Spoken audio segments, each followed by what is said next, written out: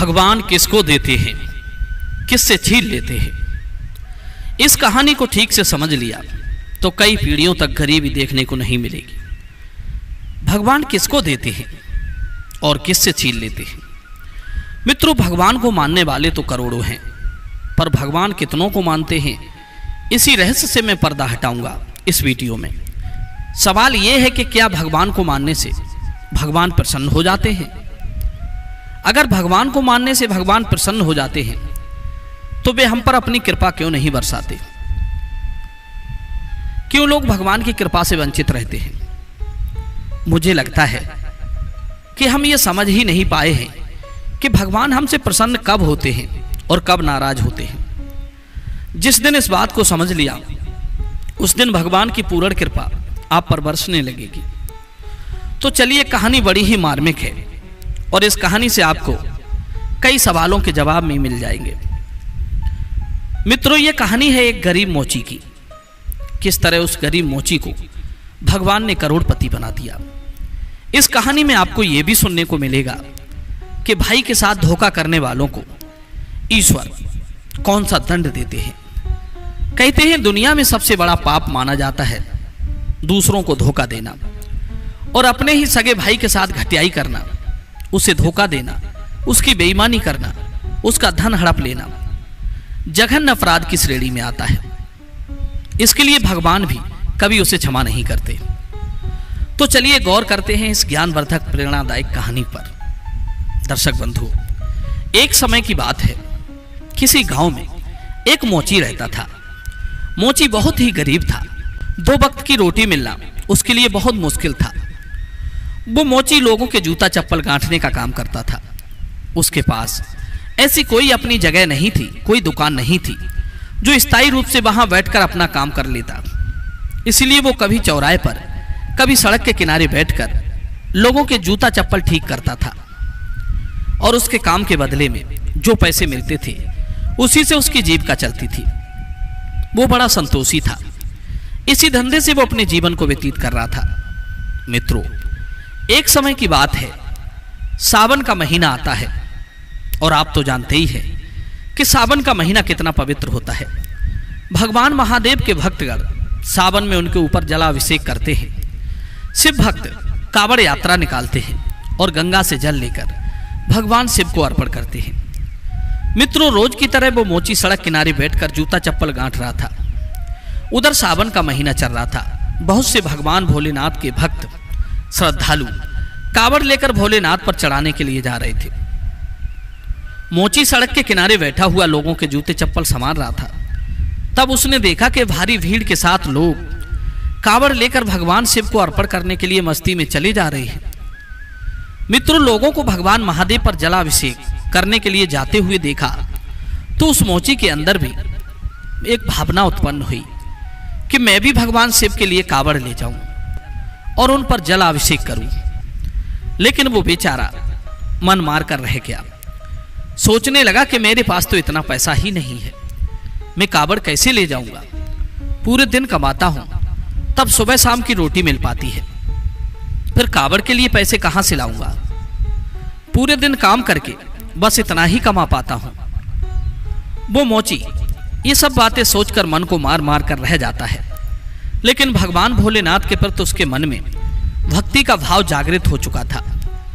उसने ये फैसला किया कि मैं भगवान भोलेनाथ पर कावड़ लेकर जाकर जलाभिषेक जरूर करूंगा, लेकिन अभी नहीं तो अगले साल, जब सावन का महीना फिर से आएगा। दोस्तों, इस तरीका से विचार करने के बाद वो अपने रोज के काम में मस्त रहता है। लेकिन उस दिन से भगवान शिव के प्रति उसके मन में भक्ति बढ़ती चली गई।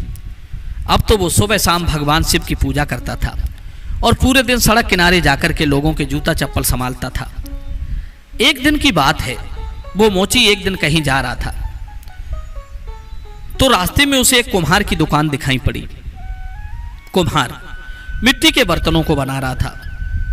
उस मोची की नजर पहुंचती है तो उसने देखा कि वहां पर एक गुल्लक रखी हुई थी जिसमें पैसे भरे जाते हैं। मोची ने जब उस गुल्लक को देखा तो विचार किया कि मैं रोज रोज जो पैसा कमाता हूं उसमें से 2-4 पैसे बचा बचा कर मैं इस गुल्लक में डालता रहूंगा। इसी तरह से मैं एक साल में इतना पैसा इस गुल्लक में इकट्ठा कर लूंगा कि अगले साल में भगवान भोलेनाथ पर कांवड़ चढ़ाने जा सकूं, उन्हें जलाभिषेक कर सकूं। दोस्तों, मोची उस गुल्लक को कुम्हार से ले लेता है और गुल्लक लेकर अपने घर पर चला आता है। घर आकर वो अपनी पत्नी से कहता है कि देखिए, हम गुल्लक लेकर आए हैं। पत्नी कहती है, जी इसका क्या करोगे? तब मोची ने अपने मन की इच्छा अपनी पत्नी को बताई। कहने लगा, प्रिय, हम जो रोज पैसा कमाते हैं उसमें से आज से हम पैसा 2 पैसा बचाकर इस गुल्लक में डाल दिया करेंगे। धीरे धीरे इस गुल्लक में एक साल में कुछ पैसे इकट्ठे हो जाएंगे। उसके बाद उन पैसों से हम एक कांवड़ तैयार करेंगे और सावन के महीने में भगवान भोलेनाथ पर कांवड़ चढ़ाने जाएंगे। मेरे मन में भी भगवान भोलेनाथ को कांवड़ चढ़ाने की इच्छा उत्पन्न हो रही है। मित्रों, मोची की बात सुनकर उसकी पत्नी बड़ी खुश होती है और कहती है, पिया जी, अगर ऐसी बात है तो आज से मैं भी आपके इस काम में सहयोग करूंगी। दोस्तों, अब तो वो मोची और उसकी पत्नी भगवान भोलेनाथ की पूजा करते हैं और पूरे दिन अपना काम करते हैं। शाम को जो पैसा कमा के मोची लाता है उसमें से 2 पैसे जो बचते थे उस गुल्लक में डाल देता था। इस तरीका से समय बीतता चला गया और 1 साल के बाद में उसने अपनी गुल्लक को भी भर लिया। इधर जब सावन का महीना आ जाता है तो सावन के महीने में हर साल की तरह भगवान शिव के भक्त अपनी अपनी कांवड़ लेकर के जलाभिषेक करने के लिए भगवान शिव के मंदिर की ओर चल पड़ते हैं। इधर मोची ने जैसे ही देखा तो उसने भी सोचा, अब इस सावन में, इस साल में तो मैं जरूर भगवान शिव के ऊपर कांवड़ चढ़ाऊंगा। दोस्तों, अब वो अपने घर पर चला जाता है और घर पर जाकर के अपनी गुल्लक को तोड़ता है तो उसमें से जो पैसे निकलते हैं उन्हें ले जाकर बाजार से एक कांवड़ तैयार करता है। एक प्यारी सी कांवड़ खरीदता है और उसको बहुत अच्छी तरह सजाता है। फिर बड़े भाव के साथ गंगा स्नान करने के लिए जाता है। गंगा स्नान करता है और वहां पर अपने लोटे में जल भरकर अपनी कांवड़ में रखकर भगवान शिव को जलाभिषेक करने के लिए चल पड़ता है। अब तो दोस्तों, शिव के मंदिर की ओर वो बड़ा खुश होकर के शिव का गुणगान करता हुआ मोची चला जा रहा था। कांवड़ उसने अपने कंधे पर रखी हुई थी और बड़ी ही मस्ती में, बड़े भाव के साथ, निष्काम भाव से भगवान शिव के मंदिर की ओर चलता चला जा रहा था। मित्रों, आपको बता दें कि उधर भगवान शिव और माता पार्वती ये दृश्य देख रहे थे। कहते हैं, भगवान की नजरों से कोई नहीं बचा है। वो सबको देखते हैं, पर कुछ मूर्ख लोगों को लगता है कि चाहे जितना गलत काम करो, हमें कौन देख रहा है। वे लोग दुनिया वालों से तो डरते हैं पर भगवान से नहीं डरते। वे ये भूल जाते हैं कि कण कण में व्यापक ईश्वर हमारा हर एक कर्म देख रहा है। दर्शक बंधुओं, भगवान शिव और माता पार्वती देख रहे थे तो पार्वती जी ने कहा कि प्रभु देखो, आपका कितना प्रिय भक्त है। 1 साल से बेचारा इस दिन के लिए पैसा जमा कर रहा था।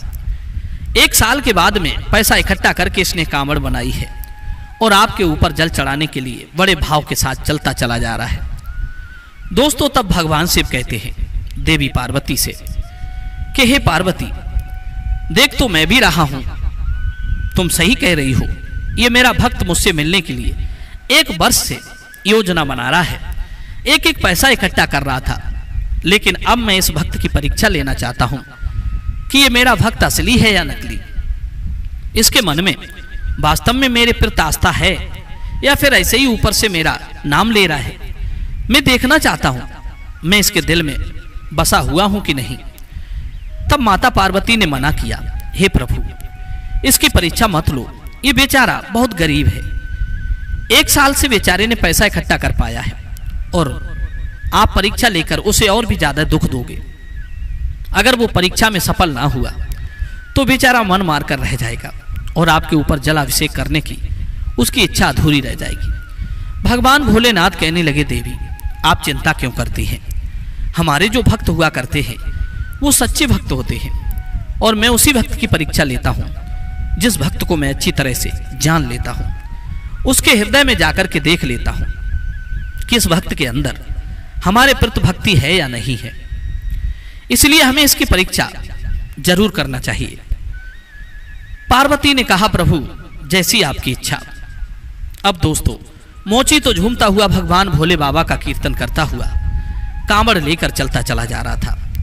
इधर क्या होता है, भोलेनाथ बूढ़े बाबा का भेष बनाते हैं और जिस रास्ते से कावड़िए जा रही थी, अपने अपने कावड़ों को लेकर उसमें जल लेकर चले जा रहे थे, उसी रास्ते में जाकर के भगवान भोलेनाथ बूढ़े बाबा का वेश बनाकर बैठ जाते हैं।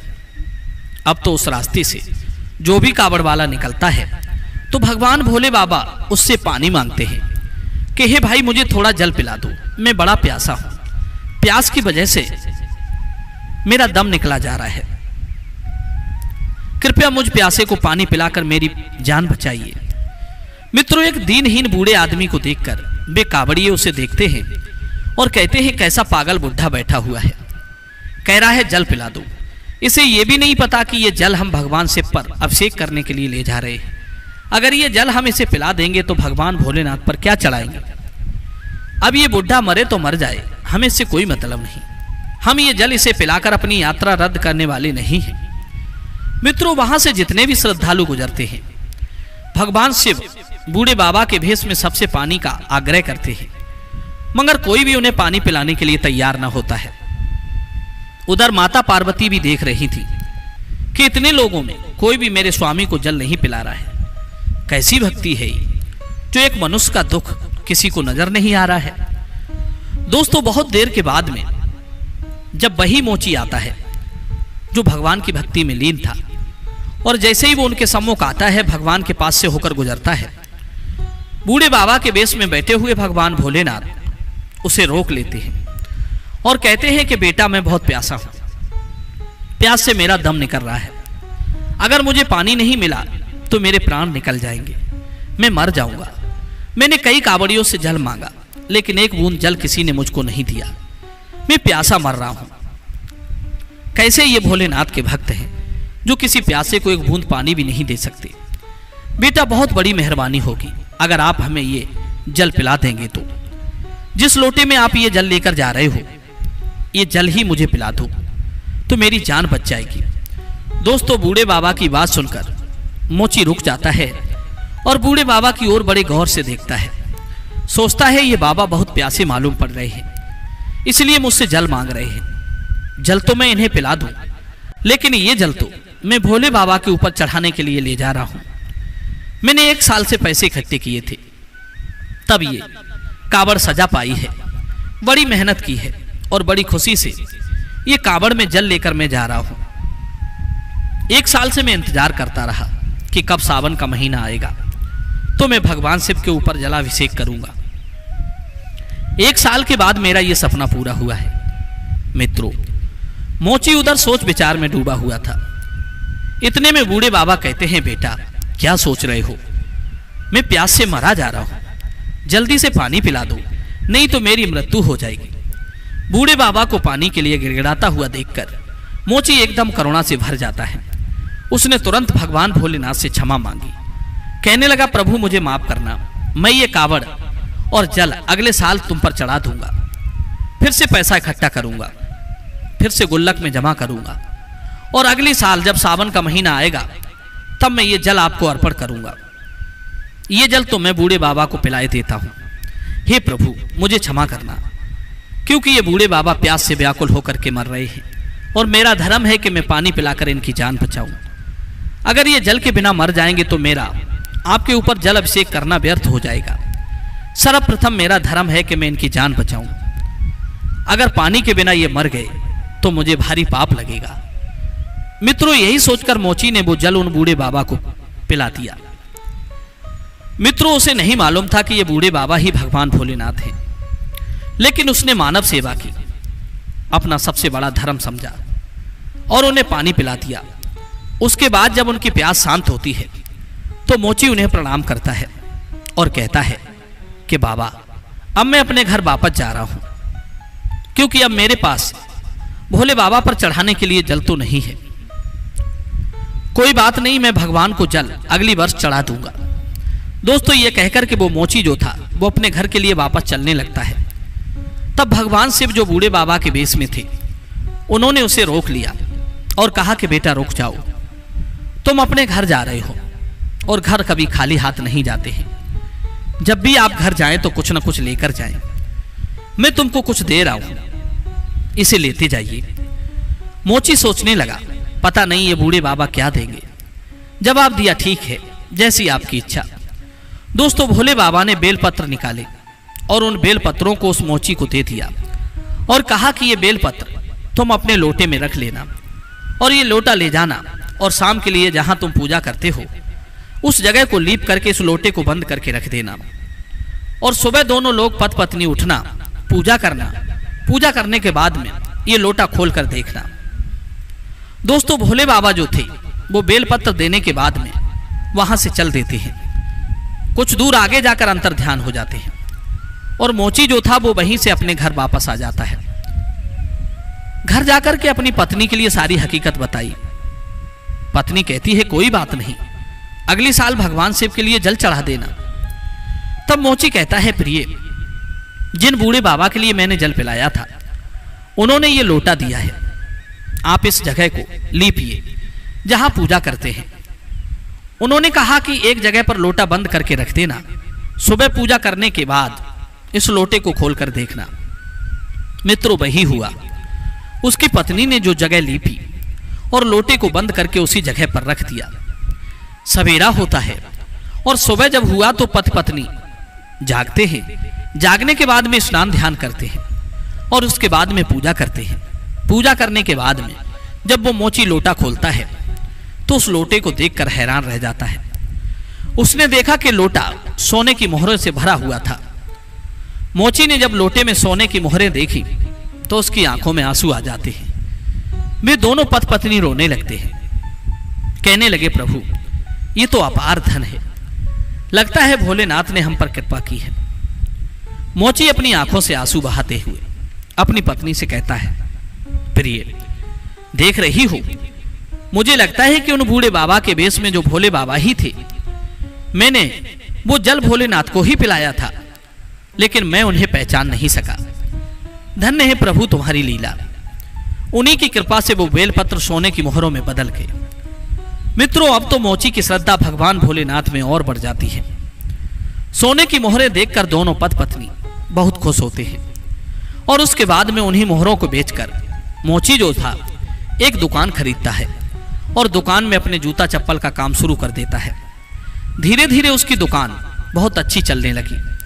भोले बाबा की कृपा से धीरे धीरे उसने दुकान से इतनी तरक्की कर ली कि उसने बहुत पैसा कमा लिया। पैसा कमाने के बाद में उसने बहुत अच्छा एक मकान बनाया और बहुत अच्छा मकान बनाकर दोनों पति पत्नी आनंद से उसमें रहने लगते हैं और भगवान भोलेनाथ की भक्ति में डूब जाते हैं, क्योंकि अब उनके पास पैसे की कोई कमी नहीं थी। मित्रों, वो मोची पैसे वाला तो बन गया, लेकिन उसने भोलेनाथ की भक्ति करना नहीं छोड़ा। क्योंकि दोस्तों, कुछ लोग ऐसे हुआ करते हैं, इस दुनिया में अगर भगवान उनके ऊपर कृपा कर दें और उनके घर में धन दौलत के भंडार भर दें तो लोग भगवान के लिए भूल जाते हैं। लेकिन दोस्तों, उस मोची ने भगवान को भुलाया नहीं और दिन प्रतिदिन भगवान की भक्ति करता रहा।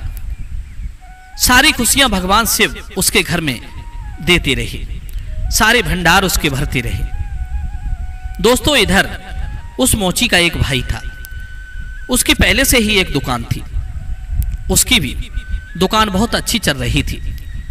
अचानक उसने देखा कि सड़क किनारे बैठकर जो मेरा भाई रोज जूता चप्पल गांठता था, जिसको सुबह शाम की रोटी मिलना भी मुश्किल था, वो आज अचानक से इतना बड़ा सेठ बन गया। ये गरीब इतना बड़ा पैसे वाला कैसे बन गया? इसने दुकान भी खरीद ली और इसने एक अच्छा सा घर भी बना लिया। इसके पास तो बहुत पैसा है। अपने भाई की तरक्की देखकर उसकी छाती जल जाती है, उसके कलेजे पर सांप लौट जाता है। अपने मोची भाई की तरक्की उसे हजम नहीं होती है। अब वो इस बात से दुखी रहने लगा कि दिन रात मन ही मन अपने भाई से डाहा करने लगा। मित्रों, ये स्वाभाविक है। अगर आपके पास धन अधिक हो जाता है, अच्छी कमाई होने लगती है, तो ईर्ष्या करने वाले भी लोग बढ़ जाते हैं। दोस्तों, इस प्रकार मोची का भाई उससे जलने लगा। वो उसे किसी भी तरह से नीचे गिरा देना चाहता था। उसने क्या किया कि उस मोची के ऊपर चोरी का आरोप लगा दिया और गांव वालों से कह दिया कि इस मोची ने हमारी दुकान से पैसे चुराए हैं, हमारी दुकान से जूते चप्पलें चुराकर अपनी दुकान में रख लिए हैं। दोस्तों गांव वालों ने उससे पूछा कि क्या तुमने चोरी की है, तुमने अपने भाई की दुकान से पैसे चुराए हैं। मित्रों उसका भाई भी वहीं खड़ा हुआ था। भाई कह रहा था, हाँ भैया, इसने हमारी दुकान से पैसे चुराए हैं और सामान भी चुराया है, इसलिए इतना बड़ा पैसे वाला बन गया है।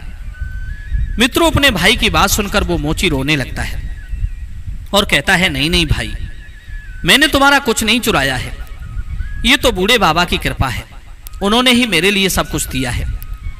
दोस्तों उसने सारी बात बताई, सारी घटना ज्यों की त्यों कहे सुनाई, लेकिन लोगों को विश्वास नहीं हुआ। लोग कहने लगे कि ये बूढ़े बाबा कौन है। मोची ने जवाब दिया, बूढ़े बाबा अर्थात भोलेनाथ ने हमें सब कुछ दिया है। उसने बताया कि मैं भगवान पर जलाभिषेक करने जा रहा था, रास्ते में एक प्यासे बूढ़े बाबा मिले, मैंने उन्हें वो जल पिला दिया। उन्होंने मुझे बेलपत्र दिए थे, वो बेलपत्र ही सोने की मोहरें में बन गई। उन्हीं मोहरों को बेचकर मैंने ये सब किया है, मैंने किसी की चोरी नहीं की है। मित्रों मोची की बात सुनकर सब हंसने लगे और कहने लगे कि ये पागल है, भोले बाबा किसी को देने के लिए स्वयं चलकर नहीं आते। जवाब दिया, नहीं, आप विश्वास करिए, ये भोले बाबा ने ही मुझको दिया है। लेकिन दोस्तों कहते हैं ना कि इस दुनिया के लोग बड़े अजीब हैं, जब तक चमत्कार नहीं देख लेते तब तक विश्वास नहीं करते। यही कारण है कि लोगों के पास भगवान भी जाए तो भी वे नहीं पहचान पाते हैं, क्योंकि उनके ऊपर लोभ के नाम का पर्दा पड़ा हुआ है। लोभ लालच में इतने फंसे हुए हैं, इसलिए भगवान को पहचान नहीं पाते। और दोस्तों ये बात सच है कि जिस इंसान के ऊपर लोभ, लालच, माया का पर्दा पड़ा हुआ है, माया ने उसे ढक लिया है, तो भगवान अपने रूप में ही क्यों ना आ जाएं, तो भी लोग उन्हें नहीं पहचान पाएंगे। दर्शक बंधुओं, गांव के लोगों ने कहा, यह मोची हम सबको बेवकूफ बना रहा है, भोले बाबा किसी को आकर के नहीं देती। दोस्तों वो मोची बहुत रोया, फिर भोले बाबा से शिकायत करता हुआ बोला, हे प्रभु, आपने ये क्या कर दिया, मुझे तो आपने ये धन तो दे दिया और मुझे मिल भी गया, आपकी कृपा से मेरे पास सब कुछ हो गया, ये सब आपका है, आपने दिया है, पर आज मुझे चोर बना दिया गया। इस संसार के लोगों ने मुझे चोर बना दिया है। संसार के लोगों की छोड़ो, मेरे भाई ने ही मुझे चोर बना दिया। इससे अच्छा तो यही होता कि आप मेरे लिए सब कुछ देते ही ना, मैं गरीब ही रहता तो कम से कम मैं चोर तो नहीं बनता। मित्रों इस तरीका से वो मोची भोले बाबा को याद करता है और बहुत रोता है। फिर दोस्तों उसके भाई ने कहा कि देखो भाइयों, हम ऐसे नहीं मानेंगे, हम पूरे गांव की पंचायत बैठाएंगे। ये ऐसे नहीं मानने वाला, जब पंचायत बुलाई जाएगी तभी अपना अपराध स्वीकार करेगा। मित्रों अगले दिन उसका भाई पूरे गांव की पंचायत बुलाता है। पंचायत में पूछा कि भाई ये बताओ तुम्हारा पैसा किसने चुराया। तो उसने बताया कि मेरा मोची भाई चोर है, इसने मेरी दुकान का सारा सामान चुरा लिया है, मेरा पैसा चुराकर ये अमीर बन गया है, मुझे मेरा पैसा दिलाइए। ये मेरा भाई कुछ नहीं है, भाई के नाम पर कलंक है। मुझे क्या पता था ये इतना बड़ा चोर है, मेरा सारा पैसा चुरा लेगा। मेरी दुकान से सामान चुराकर इसने अपनी दुकान में रख लिया। पंचों ने मोची से पूछा, क्या ये सब सच है कि तूने पैसा चुराया है?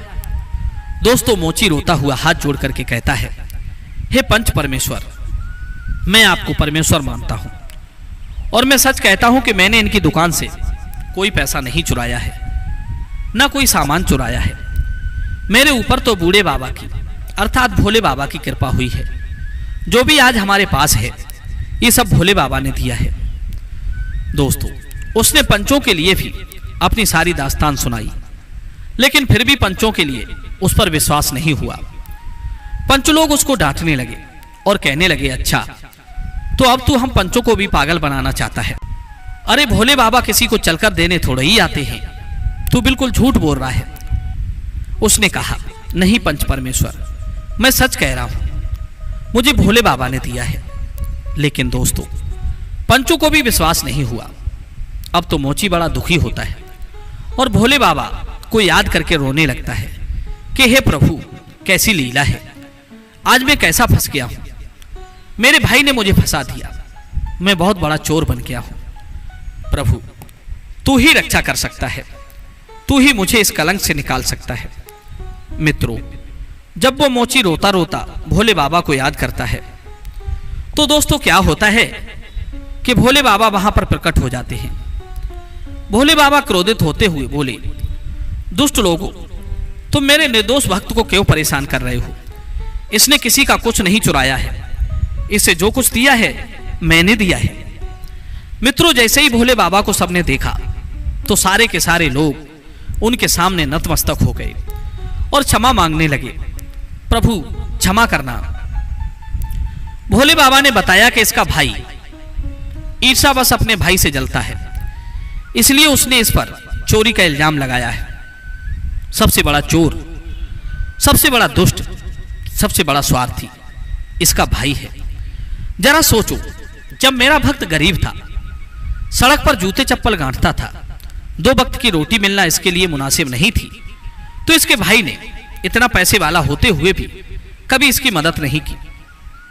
इसने कभी अपने भाई से यह नहीं पूछा कि तुम्हें क्या दुख है, तुम्हें क्या परेशानी है, और जब मैंने उसे दे दिया तो उस पर चोरी का इल्जाम लगा रहा है।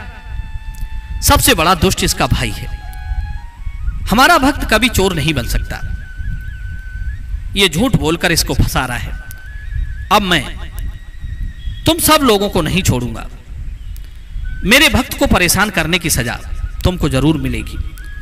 दोस्तों, सारे के सारे लोग भगवान भोले के सामने जमीन पर नतमस्तक होकर गिर पड़े और सब क्षमा मांगने लगे। कहने लगे, प्रभु हमें माफ करना, हम आपकी लीला नहीं समझ पाए। मित्रों, सबने क्षमा मांगी। उसके बाद में भोलेनाथ का क्रोध कुछ शांत होता है।